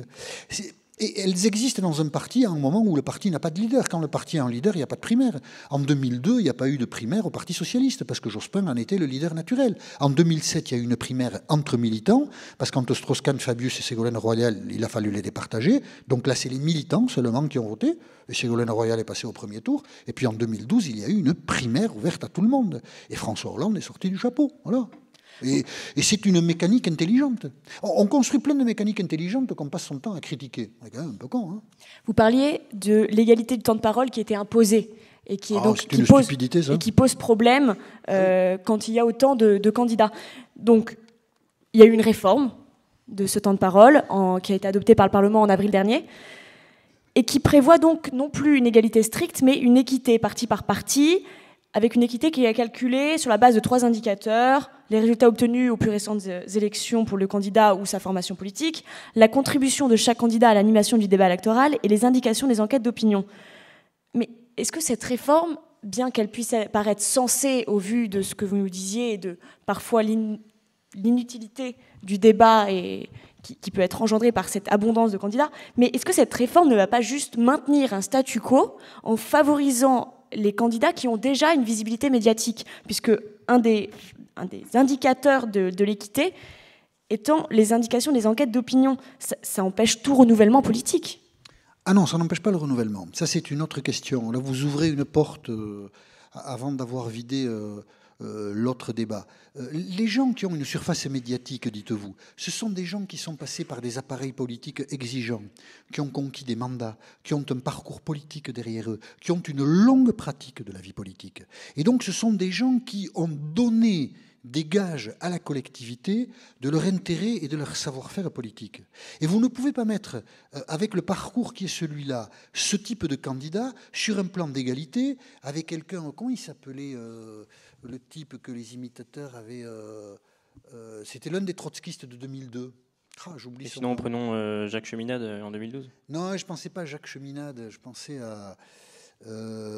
il l'avait caricaturé comme un ivrogne. Oh là là, il avait une voix très rock. C'était l'un des 3 trotskistes, je ne sais plus. Enfin, quelqu'un sorti de nulle part. Et vous ne pouvez pas le traiter qui n'a réfléchi à aucun problème, qui a juste le catéchisme du gauchisme en tête, mais qui n'a réfléchi à aucun problème dans la société contemporaine. Vous ne pouvez pas le mettre à égalité avec quelqu'un qui a eu un parcours politique exigeant. C'est une manière très artificielle d'organiser le débat. La seule chose intelligente qui pourrait être faite, c'est d'oublier toutes les règles d'organisation du débat, de faire confiance aux médias et de permettre à chaque candidat à l'élection présidentielle qui a réuni 500 parrainages d'élus de demander au CSA d'intervenir comme un gendarme de l'élection en prouvant, preuve à l'appui, parce qu'on en revient toujours aux preuves, qu'il n'est jamais invité sur tel ou tel média. Et que donc, il y a là, de la part du média qui est critiqué, un irrespect d'un certain fair-play dans l'organisation de l'élection présidentielle. C'est la seule chose que vous pouvez faire. Mais après, il faut laisser libre les médias d'organiser le débat médiatique comme ils l'entendent. Le renouvellement, c'est une autre question. Le renouvellement, il se fait naturellement. Il y a 1 an, on n'aurait jamais pensé qu'Emmanuel Macron susciterait ce qu'il suscite dans l'opinion publique. On peut être d'accord avec lui ou pas d'accord. Je vais vous raconter une histoire que j'ai vécue moi comme journaliste. Le Parti socialiste s'engage dans l'élection présidentielle. Alors on a un peu de temps de 2007, avec des têtes d'affiche qu'on connaît tous. François Hollande, premier secrétaire, apparaît comme un gros candidat. Laurent Fabius, lavé de tous les procès qu'il a connus, apparaît comme un candidat très fort. Et Dominique Strauss-Kahn, il pète la forme. Et puis, fin septembre 2005, vraiment, elle pose avec sa fille sur la pelouse de sa maison de campagne à Mougins. Ségolène Royal dit « Je suis disponible pour l'élection présidentielle ». Elle ne dit que ça dans l'interview de Paris Match. Moi, j'ai suivi Ségolène Royal les mois d'octobre, novembre et de décembre. Les gens lui sautent dessus. « Allez-y, on est avec vous, foutez tous ces mecs dehors, c'est vous le renouvellement de la politique ». Un succès incroyable, instantané, imprévu, y compris par elle. Et mi-décembre 2005, donc 3 mois après, cette phrase « je suis disponible », le Nouvel Obs, appuyé sur un sondage, fait une couverture « et si c'était elle ?» Ségolène Royal, qui, de décembre 2005 à la primaire du Parti socialiste en novembre 2006, elle sera désignée au premier tour, distance et surclasse tous ses rivaux, y compris ceux qui avaient des expériences ministérielles plus importantes qu'elle, Laurent Fabius et Dominique Strauss-Kahn, ou une position institutionnelle plus élevée qu'elle, François Hollande, premier secrétaire du Parti socialiste. Elle les écrase tous, parce que l'opinion publique l'a attrapé. Le renouvellement, il se fait automatiquement. Je pense que l'autre phénomène d'opinion, c'est Emmanuel Macron, identique 10 ans plus tard à ce que nous avons vécu avec Ségolène Royal. Est-ce qu'il sera candidat? Est-ce qu'il ne le sera pas? Je ne sais pas. Mais s'il l'est, il va enflammer la prairie. Le renouvellement, il est automatique. Il tire sa popularité de l'impression qu'il n'y a pas de renouvellement aussi, pourtant. Emmanuel Macron? Oh, c'est trop spécieux, ça. Vous vous rendez compte de ce que vous dites? Il ne renouvelle pas. C'est parce que les gens ont l'impression que... Non, c'est pas ça. Non, c'est lui. C'est lui. Après, ça demande à être vérifié. Qu'est-ce qu'il a à dire sur des sujets très divers? La société française est une société complexe, on ne le connaît pas. Il a beaucoup de choses à prouver. Et sans doute l'élection présidentielle est-elle trop proche pour qu'il puisse le prouver d'ailleurs. Enfin, ça c'est son problème, c'est pas le nôtre. Mais le renouvellement, il est automatique. Et il y a des gens comme ça qui surgissent tout à coup. Et ça se fait dans toutes les démocraties, ça. Mais le renouvellement, il passe par des chemins que les médias ne balisent absolument pas. Ce n'est pas les médias qui fabriquent les gens. C'est l'opinion publique qui flaire, qui... si j'avais 2 minutes, je vous raconterais bien une anecdote. Je les ai. Ouais, 2 minutes. Ouais. J'ai ma montre. Comprenez que les médias ne sont pas le 4e pouvoir et qu'ils ne fabriquent jamais l'opinion publique. En 1917, les bolcheviks prennent la tête de l'État russe. Et ce pouvoir-là, 1917, ils vont le rendre dans le désastre général en 1990. 70 ans. Si on compte qu'une génération, c'est 20 ans, plus de 3 générations ont vécu sous l'emprise des communistes, qui dominaient tout. L'appareil d'information, l'appareil de création, l'appareil d'éducation, tout. Vous enlevez en 1990 le couvercle du communisme. C'est une histoire que vous ne connaissez pas, qu'aucun sociologue n'a cherché à inventorier, et le constat est passionnant. Vous enlevez le couvercle du communisme et vous retrouvez intact 2 sentiments qui étaient là avant 1917. Le sentiment religieux, que le pouvoir communiste a combattu pendant 70 ans, et le sentiment national russe, qui a été culpabilisé pendant une longue période, pas tout le temps, parce qu'il y a une période un peu particulière, mais le sentiment national russe qui a été le plus possible culpabilisé par la propagande bolchevique. C'est la preuve que l'opinion publique, elle se fabrique de manière autonome, tout le temps. Si vous mentez à une opinion publique, si vous ne traduisez pas les sentiments qu'elle ressent, elle se construit contre vous. C'est pour ça que fondamentalement, les médias ne mentent pas parce qu'ils ne fabriquent pas. Les médias, ce doit être le miroir de ce qui existe. Et si ce n'est pas le miroir de ce qui existe, ça n'a aucune efficacité. Et donc, le renouvellement politique, c'est l'opinion publique qui l'a créé. Ce ne sont pas les médias. Et donc, construire des règles extrêmement contraignantes pour organiser le débat, pour dire les choses le plus simplement du monde, c'est une connerie absolue. Absolue. Il y a des constats simples qui reposent, à mon avis, sur l'observation des choses et qu'on se refuse à faire. Mais le jour où on fera ce type de constat, franchement, on s'embêtera beaucoup moins avec des règles qui ne sont que contraignantes et qui n'apportent rien à la vie sociale. Mais alors, rien du tout. Et dernier exemple, si les médias avaient une influence sur l'opinion publique, le Front National n'aurait pas existé. Jean-Marie Le Pen n'aurait jamais été qualifié au 2e tour de l'élection présidentielle. Jamais. Ça doit nous faire réfléchir tout ça. Hein. Merci beaucoup, Monsieur Apathy, pour vos réponses. Personnellement, moi, ce sur quoi je voudrais revenir, c'est sur votre double casquette de journaliste et de citoyen qui m'interpelle. Vous êtes donc journaliste politique et pourtant vous affirmez voter blanc depuis 1988. Vous en doutez? Pardon? Vous en doutez? Pas du tout. Mais justement, être journaliste intègre et citoyen engagé, ce n'est pas compatible? Si, peut-être, je ne sais pas. Ça, c'est chacun qui s'arrange un peu avec sa conscience. Ça me paraît un peu difficile, mais pourquoi pas? On peut être journaliste et citoyen engagé, oui, défendre une cause. Moi, je trouve que ça appauvrit beaucoup le journalisme. C'est-à-dire, moi, si je me battais pour qu'un homme ou un parti soit au pouvoir, l'idée me déplaît. J'ai pas envie d'aider la carrière de quelqu'un. Voilà, je suis pas le marchepied de quelqu'un. Ça me déplaît profondément. Ça veut dire qu'on est neutre jusqu'au bout des ongles quand on est journaliste? Moi, j'ai cherché... Neutre, non, je ne dirais pas ça. Ni neutre, ni objectif. Je pense que le journalisme, c'est la maîtrise de sa subjectivité. Voilà. Il faut laisser parfois parler, passer sa subjectivité, mais il faut le maîtriser, autant qu'on puisse le maîtriser. Moi, j'ai des partis pris, mais il y a des choses qui me paraissent devoir être accompagnées, dénoncées, je ne sais pas, j'ai des partis pris, mais j'essaie de maîtriser. Il y a plein de débats où je ne donne pas mon opinion, parce que je n'ai pas envie de la donner, parce que je pense que ça n'entre pas dans ce que je considère être mon travail de journaliste. Alors, c'est des arbitrages qu'on fait un peu tous les jours, hein, mais et puis très personnels au fond. Mais j'ai essayé de pousser cette attitude assez loin, parce que quand j'ai obtenu ma carte de presse, et comme j'avais la volonté de faire du journalisme politique, depuis ce moment-là, donc la première élection où j'ai mis ça en pratique, c'est 88, j'ai toujours voté blanc. Parce que je ne voulais pas être face à quelqu'un, dans mon travail de journaliste, face à quelqu'un par rapport auquel je pouvais me dire je l'ai soutenu ou je l'ai combattu. J'ai voté pour lui ou je n'ai pas voté pour lui. Et de manière pratique, ça passe par des éléments de langage. Ça veut dire qu'il faut essayer de délivrer une opinion quand on interviewe sans la dire clairement. Non, quand on fait une interview, il faut être porteur d'une opinion à laquelle vous n'adhérez pas. Parfois. Pas tout le temps, mais il faut poser des questions. J'ai souvent dit ça, mais c'est ce qui est excitant aussi dans l'exercice. Il faut poser des questions avec lesquelles on est en désaccord. Ouais.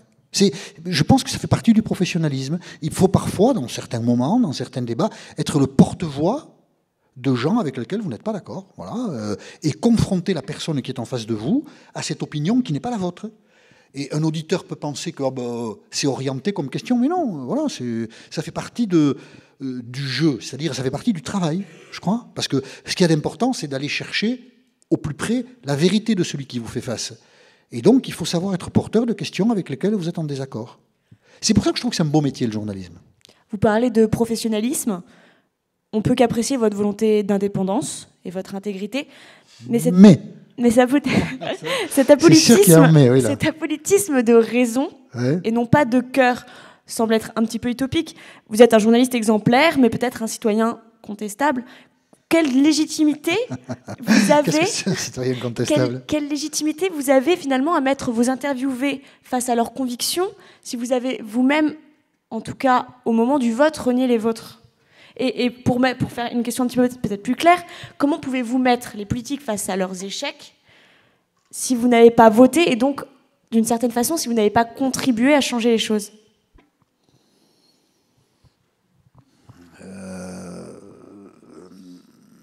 Je pense qu'une société élaborée et développée peut comprendre et admettre que quelques individus parmi elles, très peu au fond, ça concerne très peu de gens. Le vote blanc ? Pas le vote blanc, mais la position de journaliste qui veut voter blanc pour faire son travail. Après, le vote blanc, c'est pareil. C'est pas parce que vous votez blanc que vous n'avez plus le droit à la parole. Parce que si je suis votre raisonnement, puisque vous n'avez pas participé au vote et donc vous n'avez pas voulu changer les choses, d'ailleurs le vote, le choix dans le vote, c'est pas toujours pour changer. Ça peut être pour continuer. C'est curieux votre question. Mais bon, on va pas aller décortiquer votre question. Votre vote blanc est un vote de neutralité. Et finalement, ça, de mon point de vue, ça dénature. Non. C'est pas du tout un vote de neutralité. C'est un vote de professionnalisme. De distance par rapport au oui, donc de professionnalisme. Donc finalement, ça dénature même le principe même du vote blanc, qui est un acte politique. Ce n'est pas parce qu'on vote blanc qu'on n'a pas le droit à la parole, puisque voter blanc, se déplacer et voter blanc, c'est un acte politique. Voter blanc par souci de professionnalisme, c'est encore autre chose. Oui, c'est autre chose. Oui, c'est moi. Voilà, c'est assez unique. Ça montre encore qu'on est truc intervieweur et journaliste. Pardon, excusez-moi. Ça montre encore que vous êtes intervieweur et journaliste jusque chez vous toute la vie, enfin tout le temps, quoi. Oui, moi je pense que c'est ça. Je suis un peu un moine soldat, oui, du journalisme, c'est ça. Non, c'est vrai. J'adore ça. J'adore l'idée d'être journaliste. J'adore cette idée-là. Oui, voilà, c'est important pour moi, quoi. Si je l'étais pas, je serais malheureux. Juste un truc quand même, si vous me permettez de dire ça, parce que chaque fois que je peux, je le dis. Vous avez dit dans une phrase qui me semble éclairante d'une certaine psychologie collective, hélas, partagée, on vote pour changer quelque chose. Les sociétés occidentales sont soumises à un problème particulier dans les années 70, qui est l'augmentation du prix de pétrole. C'est-à-dire que les sociétés occidentales dominent le monde à partir de la Deuxième Guerre mondiale et les échanges commerciaux, et puis des gens se rebellent, ceux qui nous fournissent les matières premières, font monter le prix des matières premières et modifient considérablement, nous sommes encore dans cette crise, les conditions de production dans les pays occidentaux. Nous produirons plus cher, nous donnerons de l'argent à d'autres pays puisque nous vendons leur pétrole plus cher, nous créerons donc des pétropuissances, donc des centres de production qui viendront nous concurrencer. Bon, donc c'est un déséquilibre du monde. La crise pétrolière des années 70, c'est juste un petit détour pour dire quelque chose d'assez précis et concret. Mais la crise pétrolière des années 70 est un bouleversement qui se fait au détriment de l'Occident. Donc, les opinions publiques sont déséquilibrées pendant un moment. Si on prend comme point de départ ces crises pétrolières des années 70, toutes les démocraties occidentales, toutes, sauf la France, ont renouvelé au moins une fois dans cette période, milieu des années 70 à nos jours, ceux qui ont dirigé l'État. C'est vrai en Allemagne, par exemple Schröder, Merkel réélue 2 fois, en route peut-être pour un 4e mandat, c'est exceptionnel. C'est vrai en Angleterre, Thatcher, Blair, c'est vrai en Espagne, c'est vrai au Portugal, c'est vrai en Italie, c'est vrai en Australie, c'est vrai en Nouvelle-Zélande, c'est vrai au Canada, c'est vrai aux États-Unis. Et le seul pays où à chaque élection générale, on change celui qui gouverne, c'est la France. La France, depuis 1978, élection législative remportée par le gouvernement Barre sous la présidence de Giscard d'Estaing, depuis, donc 1978 c'est la dernière fois, depuis, les sortants ont été tout le temps battus. Tout le temps. Celui qui gérait l'État a été battu. Vous allez me dire, Mitterrand a été réélu en 1988 ? Non. Eh bien, Mitterrand a été réélu en 1988 parce qu'il était l'opposant à celui qui gouvernait, qui était Jacques Chirac. Et Chirac a été réélu en 2002 parce qu'il était l'opposant à celui qui gouvernait, Lionel Jospin. Les sortants en France sont systématiquement battus depuis 1978. C'est la seule démocratie occidentale qui vit sous ce régime. Et puis, en 2017, on n'est pas parti pour réélire François Hollande. Et ça, c'est un peu dû au... C'est un problème majeur. Nous sommes le seul pays qui fabriquons une défiance aussi forte et aussi épaisse. Les autres pays ont su réélire leurs sortants. Et ce qui est intéressant, c'est que les sortants qui sont réélus, pratiquement dans tous ces pays-là, sont des sortants qui ont des programmes modestes, pragmatiques.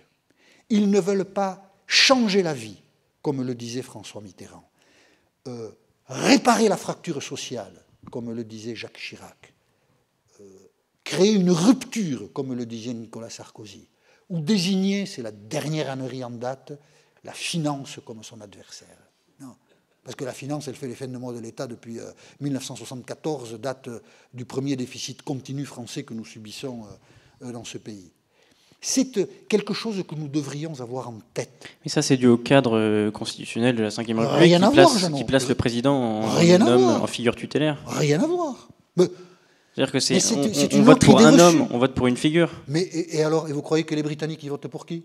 Vous ne croyez pas qu'ils ont voté pour Thatcher quand ils ont voté pour Thatcher? Mais pas du tout. Mais enfin, ils votent pour les deux. Ils votent pour quelqu'un qui développe un programme. Mais la présence de la personne, ce qu'on appelle très abusivement, parce qu'il faut réserver ça pour les grandes occasions, le charisme, la présence d'une personne, son sens pédagogique, la confiance qu'elle s'est instillée, c'est essentiel. Ça a été essentiel dans le débat britannique. Blair.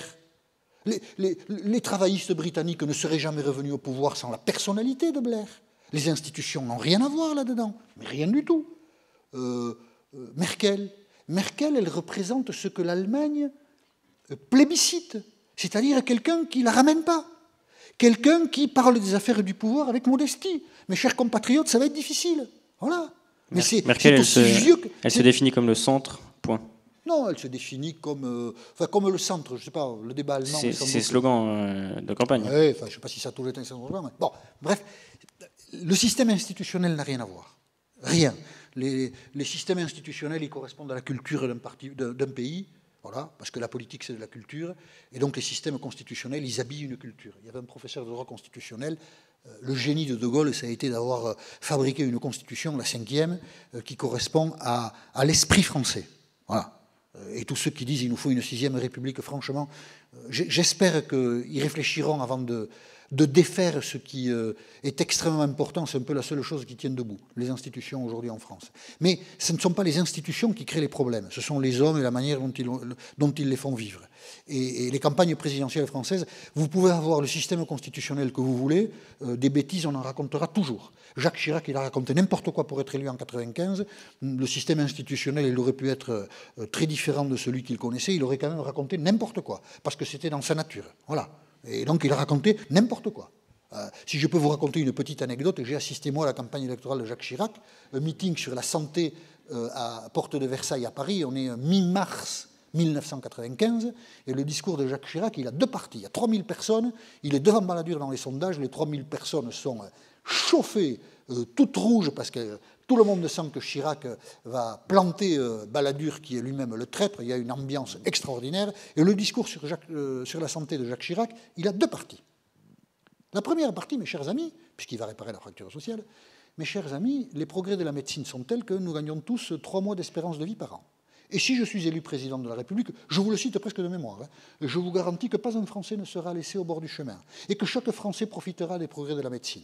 Et les 3000 personnes qui sont là le trouvent tellement généreux, tellement extraordinaire, tellement formidable qu'elles applaudissent à tout rompre. Et la deuxième partie du discours, celle-là je pense que c'était Juppé qui lui avait écrite, la première, je ne sais pas quel crétin lui avait écrit, c'est la sécurité sociale a des problèmes. On n'a pas beaucoup de sous. Et il faudra dépenser l'argent avec beaucoup de précautions. Donc on ne fera pas n'importe quoi avec la sécurité sociale. Autrement dit, la deuxième partie du discours contrarie la première. Et les 3000 personnes ont applaudi la deuxième partie du discours comme elles avaient applaudi la première. Et quand vous voyez ces tours de passe-passe, vous dites quand même qu'on aime payer le compte quelquefois. Voilà. Et on l'a élu. Et quand il va mourir, parce que c'était aussi, paraît-il, un homme sympathique, on va dire que c'est un type formidable. Il a quand même raconté n'importe quoi. Et il fait partie des gens, il y en a d'autres, il fait partie des gens qui nous ont mis dans la situation où on est aujourd'hui, qui n'est pas glorieuse. Vraiment, elle n'est pas glorieuse. Et les institutions n'ont rien à voir là-dedans. Ce sont les individus qui ont tout à voir, et pire que ça, c'est la culture qui a tout à voir. C'est-à-dire nous, c'est nous qui fabriquons la culture. Et c'est nous qui sommes trop poreux aux mensonges, c'est nous qui incitons les gens à raconter n'importe quoi. Comment est-ce qu'on a pu amener François Hollande à dire, et comment est-ce qu'on a pu trouver cette phrase formidable sur le moment, comment on l'a laissé dire, que la finance était son adversaire. Mais la finance, elle paye les fins de mois de l'État. Les fonctionnaires ne seraient pas payés sans la finance. C'est pas dans cette école qu'on va dire le contraire. Oh là là là là. Bah, vous êtes bien ici dans cette école. Merci Jean-Michel Apathy pour cette discussion qui fut très riche. Nous vous invitons désormais à vous diriger vers la cafétéria où un buffet vous attend. Et nous nous retrouvons jeudi prochain ici même pour un débat avec l'ancienne garde des Sceaux, Christiane Taubira.